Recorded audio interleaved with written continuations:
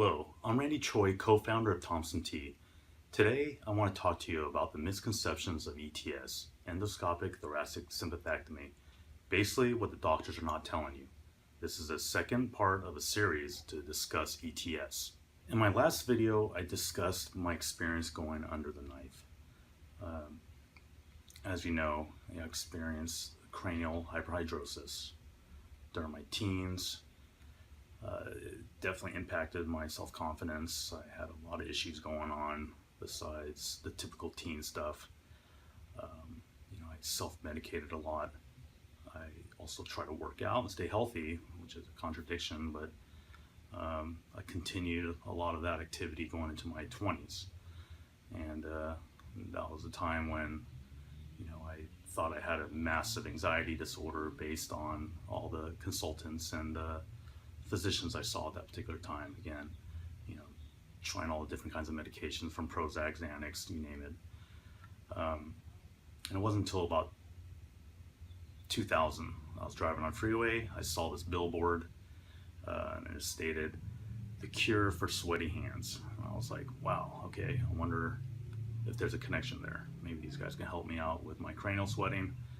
So I contacted the doctor, and over the phone I felt really good because he was immediately able to identify my situation and my condition. It was the first time I ever heard of the word hyperhidrosis. So my first consultation, it was very helpful. I actually, honestly, I felt like I won the lottery because this doctor was able to identify my sweating.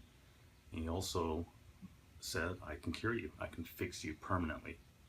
And it was amazing. I remember leaving, feeling like on top of the world. All right, we got something going on top of it. It's not a major surgery. It was an outpatient situation.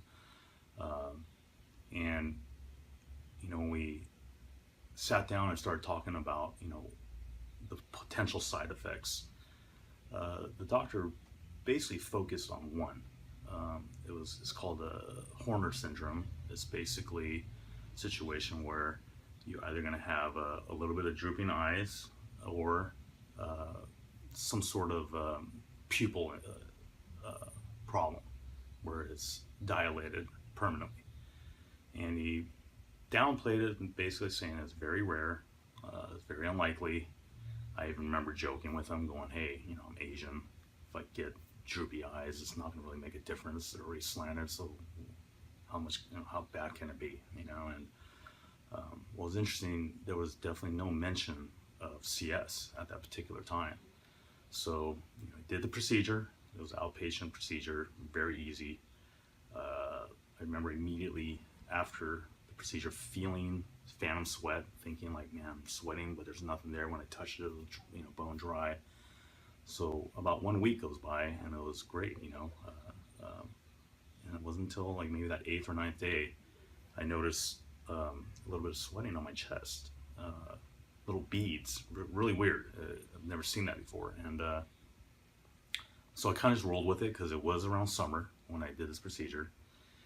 And I remember doing a follow-up consultation with the physician, and I mentioned my situation, and I actually I was wearing a t-shirt, and by the time I got into the office, there was little beads of sweat on my chest, and I showed him, and he goes, "Hey, it's summer, it's hot, I even sweat."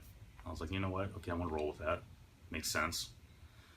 By the end of summer, I was experiencing patches of sweat, like on my shoulder, on my torso.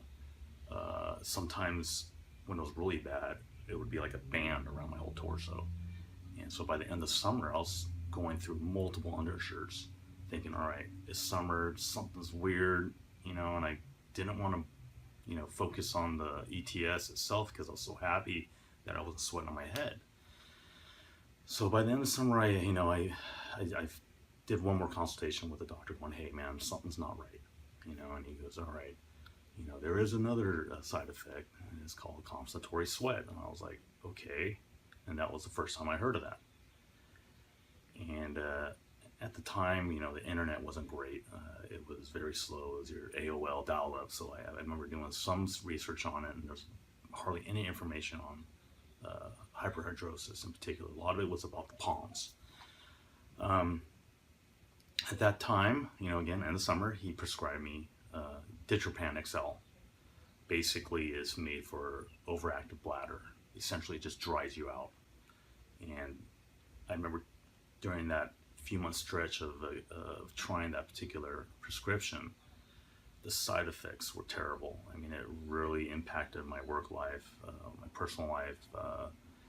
You would get so dried out. You're constantly cotton mouth. You're constantly drinking water, thinking something, that you're overheating and so forth. And then, in fact, actually, I remember overheating a few times because I used to work outdoors, and the area I worked at would get up to 105, 110 degrees.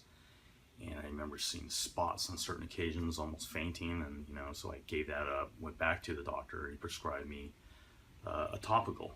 The topical is called Drysol. It's a massive dosage of aluminum chloride, and it's pretty nasty stuff. I remember night one, you're supposed to apply it in your affected areas, and the stuff smells terrible. It smells like metal. I mean, like aluminum, literally. And what you're supposed to do is you're supposed to put saran wrap around your torso and try to sleep overnight, because you want that stuff on your chest or on your skin for 6 to 8 hours. And it was terrible. Imagine trying to sleep, with that stuff on, the smell, human sausage technique, and then you have to get up in the morning, and the stuff is so toxic, they have to neutralize it by splashing baking soda all over you.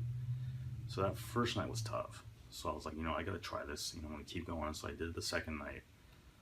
I woke up after the second night with rashes all over my chest and so forth, and I threw in the towel. I couldn't deal with it. It just brought me right back to when,